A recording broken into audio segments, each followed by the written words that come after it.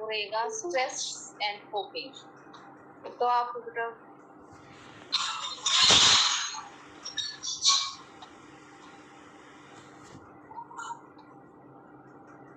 क्या होता है स्ट्रेस?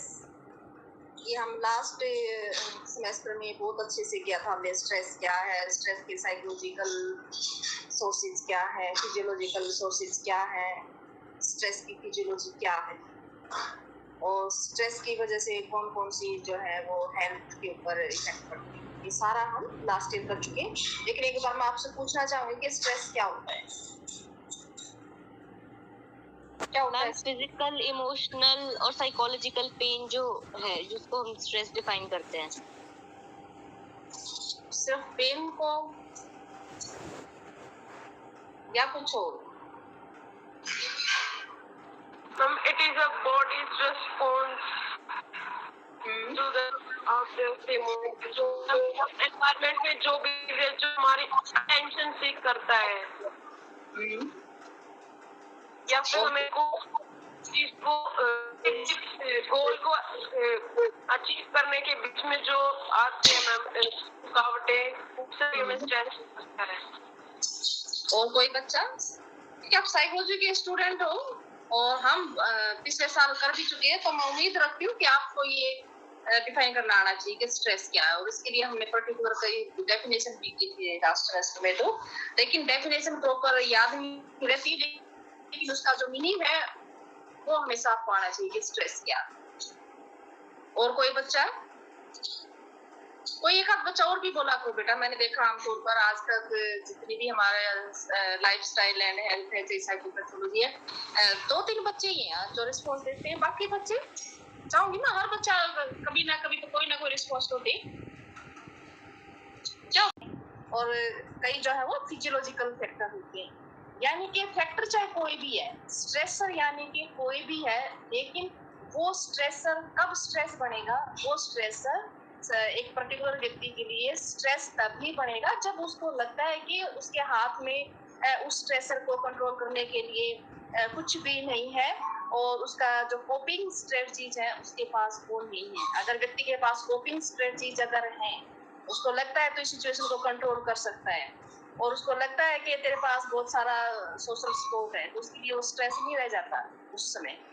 तो इसलिए जो स्ट्रेसर है एक तरह से, अगर व्यक्ति के लिए स्ट्रेस तभी पैदा करते हैं जब उसको लगता है कि अब तो सिचुएशन बहुत धमकीपूर्ण हो गई है, तो तेरे हाथ में कुछ भी नहीं रहा, तभी जाकर वो स्ट्रेस बनता है। लेकिन अगर व्यक्ति इन जितने भी स्ट्रेसर हैं अगर उनको मैनेजमेंट कर ले, स्ट्रेसर की मैनेजमेंट कर ले, यानी कि अगर कोपिंग कर ले, कोपिंग स्ट्रेटजी अगर उसके अंदर हो, तो क्या वो एक व्यक्ति के लिए स्ट्रेस रह जाएगा? बताओ। No ma'am. हाँ, तो आज हम इसके ऊपर बात करेंगे कि जो कोपिंग स्ट्रेटजीज अगर हैं हमारे पास, तो हमारे लिए जो स्ट्रेस है वो एक स्ट्रेस ना होकर हम उसको कंट्रोल कर सकते हैं, हम उसको मैनेज कर सकते हैं। और मैनेज करने की कौन कौन सी टेक्निक है, आज हम इसी के ऊपर जो है वो फोकस करेंगे कि जो स्ट्रेस है उसको कैसे कंट्रोल कर सकते हैं, यानी कि स्ट्रेस के साथ कैसे हम समायोजन कर सकते हैं। कोपिंग का मतलब एक तरह से समायोजन करना, तो ये एक तरह से हम उस सिचुएशन के साथ कैसे एडजस्टमेंट करें। तो जो कोपिंग स्ट्रेटजीज है, जो समायोजन की जो टेक्निक है, वो बहुत सारी टेक्निक है, लेकिन उससे पहले हम देखेंगे कि जो कोपिंग है वो क्या है। स्ट्रेस आप एक बार दोबारा से देखना, ये हम बहुत कई बार एक्सप्लेन कर चुके हैं। इन डेफिनेशंस को एक बार घर पे ये आपका होमवर्क है, आप इसको देखना कि स्ट्रेस क्या है, क्योंकि स्ट्रेस का जो हाफ यूनिट है वो हम हाफ स्ट्रेस क्या है, स्ट्रेस कौन कौन से हैं, स्ट्रेस की फिजियोलॉजिकल, साइकोलॉजिकल, ये अपने आप में ये बहुत बड़ा चैप्टर है और ये हम लास्ट ईयर कर चुके हैं। तो आज हम उससे आगे बढ़ेंगे, तो इसलिए जो पहले का थोड़ा सा रिवाइज। पर्यावरण की मांग, शारीरिक सीमाओं एवं अंतर व्यक्तित्व चुनौतियां, तीनों तरह के व्यक्ति अपने मूल्यों और साधनों आदि के साथ इस ढंग से व्यवस्थित करता है कि उनका कम से कम प्रभाव स्वयं व्यक्ति पर पड़ सके।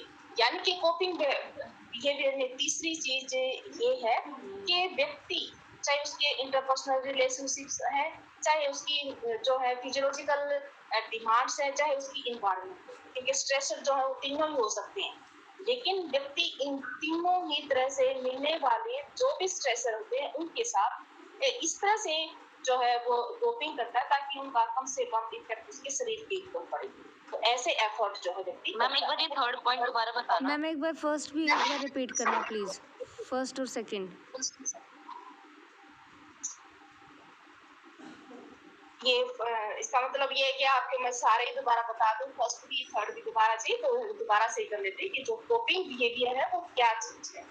सबसे फर्स्ट आप ये देखना कि जो समायोजी व्यवहार है व्यक्ति तथा पर्यावरण के मांगों के बीच किया गया कोई एक समय की क्रिया व्यवहार नहीं होता है, बल्कि इन दोनों के अपने अपने प्रसाधनों, मूल्यों एवं मांगों के बीच एक विशेष समय तक लगातार चलने वाले अंतःक्रिया है। ये आप प्रॉपर हिंदी के वर्ड में ना जाकर आप प्रॉपर इसका मीनिंग ये मान लो कि जो कोपिंग जो बिहेवियर है व्यक्ति का, वो उसकी जो इन्वायरमेंट में क्या बीमार क्या चल रहा है, उसका जो आसपास का जो माहौल है वहां पर क्या हुआ है, क्या डिमांडिंग है वहां पर, वो चीज और पर्टिकुलर एक व्यक्ति की जो एक्शन है वो क्या है, और वहाँ के जो एक तरह से उसके पास कौन कौन से चीजों के लिए रिसोर्सेज उसके पास क्या है, उसकी वैल्यूज क्या है, उसकी डिमांड्स क्या है। ये इन सब तरह की व्यक्ति के अंदर एक इंटरेक्शन चलता रहता है। जैसे व्यक्ति के सामने कोई स्ट्रेस रहता है तो वो अंदर ही अंदर उसके अंदर क्या चलता रहता है कि इन्वायरमेंट में क्या चीज है, फिर उसके दिमाग में चलता है कि उसके अंदर कौन कौन सी चीज है, किस चीज के साथ वो एक्शन ले सकता है, कौन सी चीजें हैं जो उसको एक तरह से उसकी वैल्यूज क्या है, किसके साथ वो समझौता कर सकता है, किसके साथ वो नहीं कर सकता है। तो ये क्या है, वो इंटरेक्शन चलता रहता है चीजों के बीच।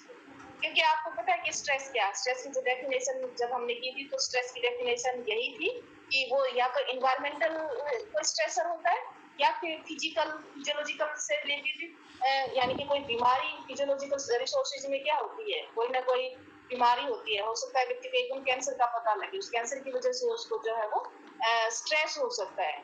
तो ये जो चीजें हैं, क्योंकि स्ट्रेसर जो है वो तीनों ही तरह के स्ट्रेसर होते हैं, लेकिन जो कोपिंग बिहेवियर होता है वो इन तीनों तरह की जो स्ट्रेसर होते हैं इनके एक तरह से उनकी वैल्यूज को समझता है व्यक्ति, और उनके उसके पास क्या रिसोर्सेज है, क्या वो उनको कंट्रोल कर सकता है या नहीं कर सकता है, ये सारी चीजें।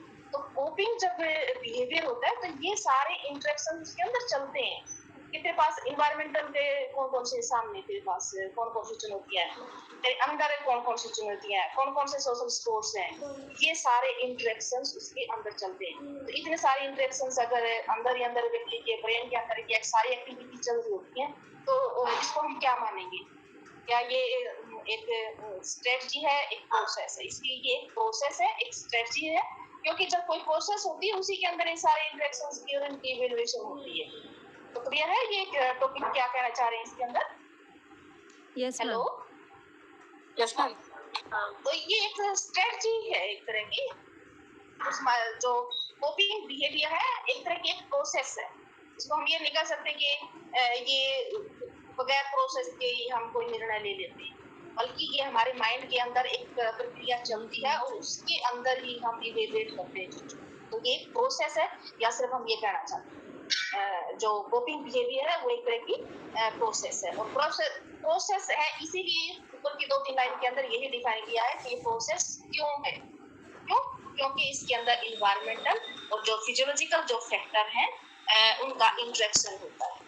चलिए नेक्स्ट जो है वो है कि जो कोपिंग बिहेवियर होता है उसके अंदर जो पर्टिकुलर जो व्यक्ति है वो स्ट्रेसफुल जो स्टिमुलस होती हैं, स्ट्रेसफुल जो सिचुएशंस होती हैं उनके लिए कई तरह के एक्शन लेता है, उनके लिए जो है एक्शन लेता है, उनके लिए रिएक्शंस करता है, एक्शन लेता है। सब प्रोसेस उसके ब्रेन तक सीमित नहीं है, जो स्ट्रेटजी इंटरेक्शंस जो है वो उसके ब्रेन तक ही सीमित नहीं है, बल्कि वो एक्शन लेता है। स्ट्रेस जब स्ट्रेसफुल सिचुएशन होती है तो फाइट करेगा या फ्लाइट करेगा। तो ये जो चीज है फाइट और फ्लाइट दोनों ही क्या है, एक्शन है या नहीं है? हम एक्शन है, दोनों ही एक्शन है। फाइट भी एक तरह का एक्शन है, फ्लाइट भी। किसने कही वैसे ये बात, फाइट और फ्लाइट रिएक्शन किसने बोला है, याद है किसी को?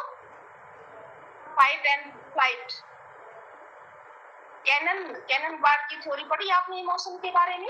कैनन बार्ड की थ्योरी। यस मैम, उन्होंने तो वो थैलेमस के बारे में भी बताया था, और उन्होंने बताया था कि या तो स्ट्रेसफुल सिचुएशंस में दो चीजें होती हैं, या तो आदमी उस चीज से फाइट करता है या फिर भाग जाता है, सिचुएशन को अवॉइड करता है। हाँ, तो जो भी स्ट्रेसफुल सिचुएशंस होती है तो उसके अंदर व्यक्ति कोई ना कोई एक्टिविटी करता है, वो एक्टिविटी कैसी भी हो, तभी हम कहेंगे कि व्यक्ति जो है वो कोपिंग बिहेवियर है उसका, ये कोपिंग बिहेवियर है। किसी को लगता है कि यहाँ तेरा बात नहीं बढ़ेगी, वो अवॉइड कर सकता है, उसको बोलते हैं हम ये फ्लाइट रिस्पॉन्स है। और किसी को लगता नहीं यहाँ तो तेरी चल जाएगी, वहाँ वो फाइट करता है उस सिचुएशन के साथ। कोई भी सिचुएशन हम या तो उसको छोड़ देते हैं या उसके साथ लड़ते हैं, लेकिन एक्शन तो चल ही रहा है, चाहे वो भागने वाला है चाहे वो लड़ने वाला है। तो जब भी कोपिंग बिहेवियर है, इसका मतलब ये दोनों इसके अंदर जो है कुछ एक्टिविटी होती है, कहने का मतलब ये सेकंड पॉइंट है।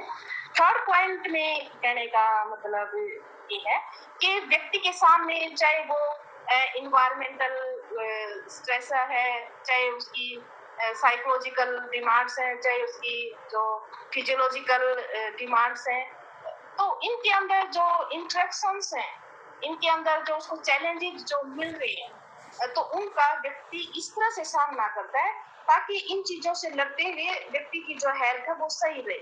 व्यक्ति जब कोपिंग करता है तो कोपिंग क्यों करता है व्यक्ति? कोपिंग इसीलिए करता है ताकि उसकी हेल्थ सही रहे, नहीं तो कोपिंग की जरूरत ही नहीं है अगर हेल्थ के ऊपर इफेक्ट ना पड़े।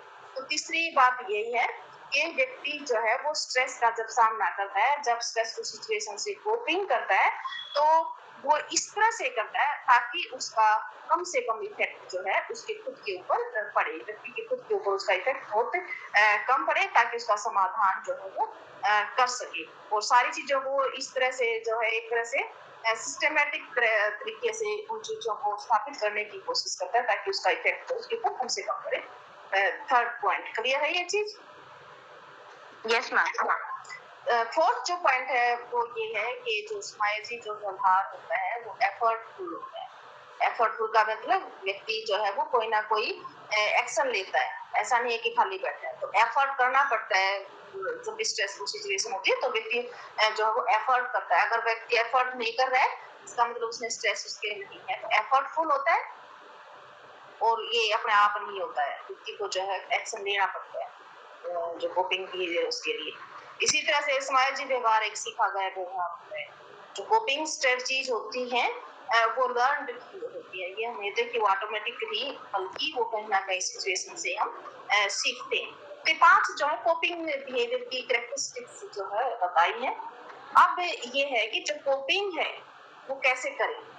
तो कोपिंग की जो स्ट्रेटजीज हैं वो लेजारस और फोकमैन ने 1984 में जो स्ट्रेटजीज हैं, जो टेक्निक है, उनको 2 हिस्सों में डिवाइड किया है। 2 तरह की जो टेक्निक है वो है, सबसे पहली जो टेक्निक है वो है प्रॉब्लम फोकस्ड कोपिंग स्ट्रेटजीज, और सेकंड जो है वो है इमोशन फोकस्ड कोपिंग स्ट्रेटजीज। तो पहली जो स्ट्रेटजीज है प्रॉब्लम फोकस्ड कोपिंग स्ट्रेटजीज का क्या मतलब है कि जो सिचुएशन, जो प्रॉब्लम है एनवायरनमेंट के अंदर, व्यक्ति उस प्रॉब्लम के अंदर जो है मैनिपुलेशन करता है, उसको कंट्रोल करता है, उसके अंदर कुछ घटा बढ़ाकर उसको एक तरह से सिचुएशंस के अंदर ही देखता है कि ये इस प्रॉब्लम, ये समस्या है, तो क्या इसके ऊपर कंट्रोल किया जा सकता है, या उसको इस तरह से भी फेस किया जा सकता है, या उसके ये इस तरह का एक्शन लेकर ये कंट्रोल हो सकती है।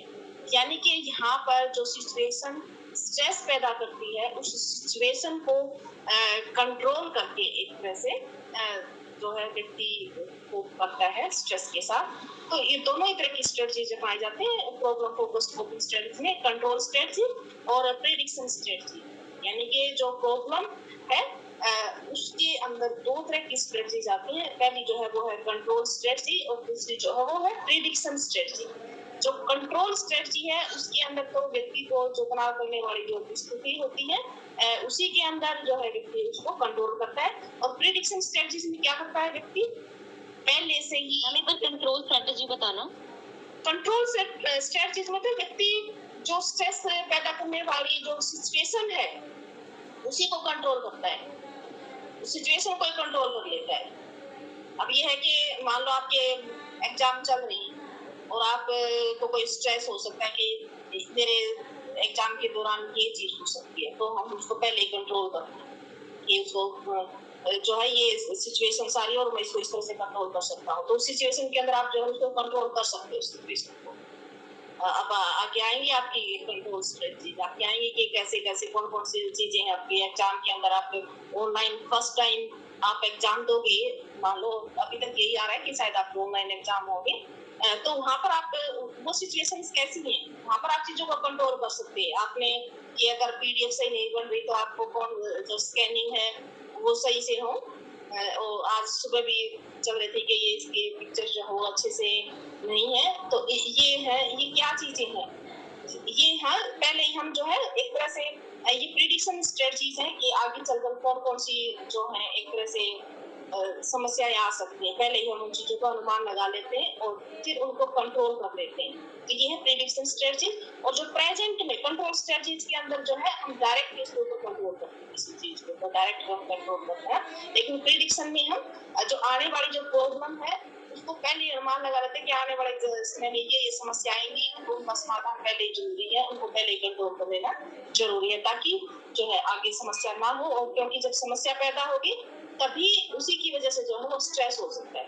तो दोनों तरह की स्ट्रेटजीज हमारे पास होनी चाहिए ताकि स्ट्रेस पैदा ना हो, ताकि स्ट्रेस को हम समायोजन हमारा स्ट्रेस के साथ हो सके। कंट्रोल स्ट्रेटजी भी होनी चाहिए और प्रिडिक्शन स्ट्रेटजी। कंट्रोल स्ट्रेटजीज में हम डायरेक्ट उस सिचुएशन को ही कंट्रोल कर लेते हैं और प्रिडिक्शन में हम पहले अनुमान लगा लेते हैं कि ये जो है वो कठिनाइयां आ सकती हैं और उनको पहले से उनकी प्लानिंग बना लेते हैं कि अगर ये कठिनाई आई तो हम इस तरह से इसको कंट्रोल करते हैं। तो दोनों तरह की जो है problem strategy, problem focus strategy जो है अपनाई जा सकती है। ये क्या था इसी का क्लियर है? Yes ma'am. कंट्रोल स्ट्रेटजीज में कई बार ये होता है कि सामने सिचुएशन है तो उसकी अल्टरनेट आप ढूंढ सकते हो, ये प्रॉब्लम है और इसका अल्टरेशन ये भी हो सकता है, ये भी हो सकता है, जो आपको उचित लगे उसका वही समाधान कर सकते हो आप। बहुत सारी सिचुएशन ऐसी होती है कि लगता है कि कंट्रोल नहीं है, लेकिन जब आप सोचोगे तो अपने समाधान अपने आप निकल आते हैं, उनको कंट्रोल कर सकते हैं। लेकिन कई बार ऐसा होता है कि प्रॉब्लम है लेकिन उसके ऊपर आपका कंट्रोल ही नहीं है। जब ऐसी सिचुएशन हो तो कौन सी स्ट्रेटजीज अपनाई जाती है? उस time emotion focused coping strategies अपनाई जाती है। आपको पता है कि ये प्रॉब्लम तो आनी है, लेकिन इस प्रॉब्लम के ऊपर तेरा कोई कंट्रोल नहीं है, तेरे को पता है कि इसके ऊपर तो कंट्रोल कर ही नहीं सकता। तो उस समय में व्यक्ति को अपने अंदर चेंजेस करने होते हैं, खुद के अंदर खुद के इमोशंस को कंट्रोल करना होता है कि ये सिचुएशन तो रहेंगी, लेकिन इसके लिए जो तेरे अंदर जो परेशानी हो रही है उसको तो कैसे कंट्रोल कर सकता है। तो ऐसी जो सिचुएशंस है, जो कुछ सिचुएशंस तो हमारे सामने ऐसी होती है हम डायरेक्टली मैनिपुलेशन कर लेते हैं प्रॉब्लम के अंदर और उसका समाधान निकाल लेते हैं, लेकिन कुछ चीजें ऐसी होती हैं, कुछ प्रॉब्लम ऐसी होती है जिनका हमारे ऊपर डायरेक्ट कंट्रोल नहीं होता और हमारे अंदर जो इमोशंस उस समस्या की वजह से जो पैदा हो जाते हैं, तो हम उनको बोलते हैं कि हमारे को अपने खुद के ऊपर वो कंट्रोल करना पड़ता है। तो ऐसी स्ट्रेटजीज को बोलेंगे इमोशन फोकस्ड कोपिंग स्ट्रेटजीज। जब व्यक्ति को ये लगता है कहीं ना कहीं जो समस्या है वो एक तरह से स्ट्रेस पैदा कर रही है और स्ट्रेस की वजह से व्यक्ति के जो इमोशनल जो रिस्पॉन्सेज हैं उनके ऊपर इफेक्ट आ रहा है और व्यक्ति का उसके ऊपर कोई कंट्रोल नहीं है, तो उसके अंदर कुछ एक जो इमोशनल फोकस स्ट्रेटजी है वो भी दो तरह की। पहली जो स्ट्रेटजी है वो है बिहेवियरल स्ट्रेटजी, दूसरी जो स्ट्रेटजी है वो है कॉग्निटिव मेजर्स। तो बिहेवियरल स्ट्रेटजी यानी कि जो व्यवहारात्मक जो उपाय है, जो इमोशन फोकस्ड कोपिंग स्ट्रेटजीज का है वो तो यही है कि व्यक्ति अपना ध्यान मान लो किसी एक सिचुएशन के ऊपर है, उससे हटाकर किसी दूसरे के ऊपर लगा ले, क्योंकि कई बार ये होता है कि व्यक्ति का उस सिचुएशन के ऊपर कोई कंट्रोल नहीं है तो व्यक्ति दूसरे साधन ढूंढता है।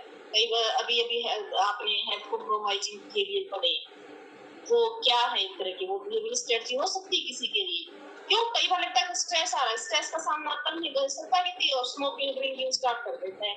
तो एक तरह तो स्ट्रेस को कंट्रोल करने के लिए अपना रहा है कि वो हेल्थ कॉम्प्रोमाइजिंग है, हेल्थ के साथ कॉम्प्रोमाइजिंग करा, लेकिन वो अपना रहा है। लेकिन वो क्यों अपना रहा है? क्योंकि जो प्रॉब्लम है उसके ऊपर उसका कंट्रोल नहीं लग रहा है और वो अपने ऊपर ही जो बिहेवियरल अप्रोच है उसको अपना रहा है और वो श्राप और जो स्टेट है वो पीना स्टार्ट कर देता है, क्योंकि वो अपने स्ट्रेस को कंट्रोल कर रहा है इसी तरह से। इसी तरह से कुछ चीजें ऐसी भी हैं जो व्यक्ति, जरूरी नहीं है स्मोकिंग और सिगरेट की वाई जो स्ट्रेटजी है, कुछ ऐसी स्ट्रेटजी भी हो सकती है जिसमें व्यक्ति जो है पॉजिटिव वे से भी अपने आप को उन चीजों से दूर हटा लेता है। जब उसको लगता है कि मेरा इस चीज के ऊपर कंट्रोल नहीं है, तो अपने आप को एक तरह से इमोशंस को जो है कंट्रोल करना भी सीख सकता है। तो अब वो कैसे करता है, वो जो इस तरह से दूसरी जो स्ट्रेटजीज हैं वो है कोग्निटिव मेजर्स। बिहेवियरल स्ट्रेटजीज के बाद आती है कि कोग्निटिव मेजर्स, संज्ञानात्मक उपाय। जब व्यक्ति को लगता है कि उसके बिहेवियर के अंदर भी चेंजेस करने से काम नहीं चल रहा, तो दूसरी तरह की कुछ स्ट्रेटजीज हैं जिसको हम कोग्निटिव मेजर्स हैं बोलते हैं। और तो व्यक्ति जो है स्ट्रेसफुल सिचुएशन के साथ कोप अप करने के लिए कोग्निटिव मेजर्स भी अपनाता है। और ये कोग्निटिव मेजर्स के अंदर एक तो व्यक्ति जो सिचुएशन होती है उसका रीअप्रेजल कर सकता है। कोग्निटिव रिस्ट्रक्चरिंग भी आप ये हमने टेक्निक की है सीबीटी के अंदर। इरैशनल थॉट्स को रैशनल में हम चेंज कर देते हैं। ये सारी चीजें ये क्या है, ये एक तरह की कोग्निटिव मेजर्स, कोग्निटिव तरीके से हम इस समस्या का समाधान करते हैं। तो इसके अंदर कौन कौन सी हैं कोग्निटिव मेजर्स के अंदर? जो डिफेंस मैकेनिज्म है वो सारे कोग्निटिव मेजर्स डिफेंस मैकेनिज्म है। फ्राइड ने बताया था ना, रिप्रेशन, रिग्रेशन, रेशनलाइजेशन, ये चीजें क्या है, ये व्यक्ति कब करता है? रिप्रेशन कब करता है? जब उसको लगता है कि जो इमोशंस हैं जो है वो कहीं ना कहीं रिप्रेस करने के लिए उनको एक्सप्रेस करेगा तो सामने से कुछ ना कुछ हो सकता है। कुछ फीलिंग्स ऐसी तो जो पूरी ही नहीं हो सकती, व्यक्ति उनको क्या कर देता है, अपने अनकॉन्शियस माइंड में दबा देता है कि पूरी तो हो ही नहीं सकती। तो अनकॉन्शियस माइंड में अगर किसी चली जाती है, इसका मतलब क्या है, उसका स्ट्रेस अपने आप कम हो गया। तो वो इस तरह की रिप्रेशन, तो कुछ चीजें तो ऐसी है कि व्यक्ति रिप्रेस कर देता है जो शायद पूरी नहीं हो सकती, और वो वैसे ही स्ट्रेस पैदा कर रही है, तो वो चीजें अपने आप ही जो है ऑटोमेटिक तरीके से अनकॉन्शियस माइंड में चली जाती है। ये एक तरह का डिफेंस मैकेनिज्म फ्राइड ने ये बताए हैं कोग्निटिव मेजर्स। ऐसे रिएक्शन फॉर्मेशन, कई बार व्यक्ति स्ट्रेसफुल सिचुएशन से जैसा व्यक्ति है उसकी बिल्कुल विपरीत रिएक्शन, ये हमने वहां भी कर रहे थे कि कोई भ्रष्टाचार है लेकिन उसका रिएक्शन फॉर्मेशन क्या करेगा, भ्रष्टाचार के खिलाफ ही भाषण देगा। ये क्या है, ये स्ट्रेस से रिएक्शन फॉर्मेशन डिफेंस मैकेनिज्म को बनाता है यहाँ पर। इसी तरह से रेशनलाइजेशन, कई बार मान लो कोई फेल हो जाए किसी चीज के अंदर, तो वो दूसरा तरफ कर देता है कि मैं इसलिए फेल होगा, मेरी वजह से नहीं इसलिए फेल होगा कि उस दूसरे व्यक्ति की गलती थी। ये क्या कर रहे हैं यहाँ पर, कौन सा डिफेंस मैकेनिज्म है, यहाँ पर रेशनलाइजेशन मैकेनिज्म अपना रहे हैं। ये सारे क्या है, ये एक तरह से सारी जो है डिफेंस मैकेनिज्म ये आप सारे कर चुके हैं। इसी तरह से प्रोजेक्शन, कई बार व्यक्ति प्रोजेक्ट क्यों करता है, बाकी जितने भी डिफेंस मैकेनिज्म है ये क्यों पाए जाते हैं, आमतौर पर ये व्यक्ति को इसीलिए पाए जाते हैं ताकि व्यक्ति जो चिंता उत्पन्न करने वाली सिचुएशंस होती है उससे छुटकारा पाने के लिए व्यक्ति डिफेंस मैकेनिज्म का इस्तेमाल करता है। तो प्रोजेक्शन में क्या करता है, व्यक्ति खुद के अंदर जो कमियां होती है वो दूसरों के अंदर गिनाने लगता है। उसको पता है कि ये गलतियां तेरे अंदर है, ये कमियां तेरी हैं, लेकिन वो अपनी कमी ना मानकर दूसरे के अंदर, जैसे नाचना जाने आंगन टेढ़ा वाली बात है कि नाचना खुद को ना है और जो प्रोजेक्ट करता है कि आंगन टेढ़ा है, तो ये एक कहावत है। तो खुद की कमियां दूसरों पे जब व्यक्ति सोचता है तो इस टेक्निक को हम प्रोजेक्शन बोलते हैं। ये सारी हम कर चुके हैं। ऐसे डिस्प्लेसमेंट में क्या होता है, डिस्प्लेसमेंट ये एक तरह से मैम जो भी हमारा जैसे हमसे जो नीचे पोजीशन है एज वाले लोग होते हैं, हम उन पे अपना गुस्सा निकालते हैं, हम उन पे वो चीज डिस्प्लेस कर देते हैं, अपना जो भी एंगर है, जो भी हमारे इमोशंस हमारे अंदर आ रहे हैं, तो उससे स्ट्रेस से कोप हो जाते हो, स्ट्रेस से छुटकारा मिल जाता है एक बार तो मिल जाता है मैम, बट वो गलत है कहीं ना कहीं। आप उससे दूसरे को भी स्ट्रेस हो सकता है, लेकिन एक टाइम के लिए हमें जरूर मिल जाता है। तो है तो कोपिंग स्ट्रेटजी तो है ही ना ये। Yes ma'am. हाँ, तो ये सारी जितने भी डिफेंस मैकेनिज्म है वैसे एक तरह से देखा जाता है कोपिंग स्ट्रेटजीज है। ये फ्राइड ने जो बताई थी ये सारी डिफेंस मैकेनिज्म ये कोपिंग की जाती है, लेकिन ये बहुत लंबे समय तक अच्छी बात नहीं है। लेकिन थोड़े समय के लिए तो व्यक्ति जो है हर लगता है कोई ना कोई डिनाइल है, जैसे डिनाइल है। कई बार व्यक्ति को बहुत बड़ा डिनाइल, आमतौर पर ये देखा बड़ी बीमारी अगर किसी को लग जाता है तो व्यक्ति का तेरे नहीं है ये बीमारी, तो वो ऐसा कह के कुछ तो नहीं सकता है कि ऐसे ही टेस्ट में ऐसे ही आ गई, इसको स्वीकार नहीं करता। और परिणाम स्वरूप क्या होता है, इसका पॉजिटिव इफेक्ट यही आता है कि अपने अच्छे से काम करता रहता है। क्यों? क्योंकि उसकी जो बड़ी बीमारी है और वो है वो वास्तविकता, लेकिन क्यों? क्योंकि उसने डिनाइल कर दिया उस चीज को, ताकि उसका असर उसके ऊपर ना आए, ताकि उसका इफेक्ट उसके ऊपर ना आए। एक तरह का कॉग्निटिव मेजर्स जो है अपनाते हैं कई बार किसी सिचुएशंस के अंदर, लेकिन आपको ये पता होना चाहिए कि हाँ ये भी एक कॉग्निटिव स्ट्रेटजीज अपनाते हैं। इसी तरह से इंटेलेक्चुअलाइजेशन, बौद्धिकरण, ये भी एक तरह का डिफेंस मैकेनिज्म है। और ये जो डिफेंस मैकेनिज्म है ये भी एक तरह की जब सामने सिचुएशंस होती हैं, स्ट्रेसफुल सिचुएशंस होती हैं, जब उसका व्यक्ति कोपिंग करता है उसके साथ, तो वहाँ पर इंटेलेक्चुअलाइजेशन जो डिफेंस मैकेनिज्म है इसका जो है प्रयोग करता है। अब ये देखिए कि जो इसमें एक एग्जांपल दिया हुआ है कि जो डॉक्टर हैं अगर पेशेंट के साथ बहुत ज्यादा इमोशनली अटैच हो जाए तो वो उसका इलाज ही नहीं कर पाएंगे, लेकिन वो उनके साथ डिटैचमेंट रखते हैं। क्यों? क्योंकि उनको उनका इलाज भी करना है। अगर वो खुद ही चीर-फाड़ से अगर करने लग जाएंगे तो वो चीजें बौद्धिकरण यही है कि वहाँ अपने जो बौद्धिकरण का है, इंटेलेक्चुअलाइजेशन का इस्तेमाल करके व्यक्ति स्ट्रेसफुल सिचुएशन से छुटकारा पा सकता है। एक एग्जांपल है। तो ये कुछ एक जो है स्ट्रेटजीज थी। ये सारी स्ट्रेटजी जो है किस टाइप की थी, कौन सी स्ट्रेटजी थी, अभी हमने ये प्रॉब्लम फोकस्ड ये इमोशन फोकस स्ट्रेटजीज करी हैं।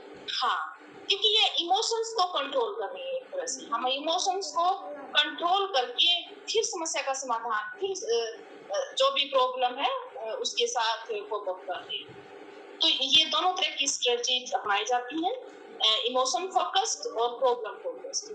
तो इमोशन फोकस्ड के अंदर ये सारी स्ट्रेटजीज थी। अब हम बात करेंगे कि जो स्ट्रेस मैनेजमेंट है वो कैसे है हो सकती है। स्ट्रेस मैनेजमेंट एक बार नेक्स्ट क्लास में करा देना, अभी तो टाइम है बेटा आपका। नेक्स्ट चलिए नेक्स्ट क्लास में भी कर सकते हैं, वैसे तो ज्यादा टाइम नहीं हुआ, अभी आप कर सकते हो। स्ट्रेस मैनेजमेंट नेक्स्ट क्लास में ही करोगे, बताओ मुझे। इससे पहले भी हमारी 1 घंटे की क्लास थी, इसलिए बोल रही हूँ। चलिए चलो ठीक है, तो नेक्स्ट क्लास में हम कर लेंगे। उसके अंदर हम यही करेंगे कि जो मैनेजमेंट है वो कैसे की जाए।